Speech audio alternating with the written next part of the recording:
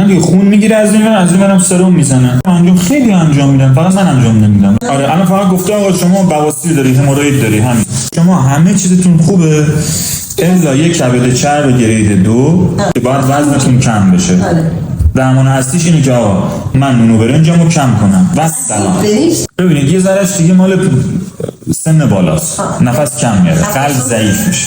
خب بی تعارف. آره دیگه. یا وزنم زیاده، من مثلا برای قد من باید یه وزن مثلا 75 کیلویی باشه، مثلا من 100 کیلو هم. همین اضافه وزنه حکم همون چی داره؟ کیت برنج رو داره. کیت برنج زیر بغلت هی راه میری بعد میگی ای بابا چرا من خسته میشم؟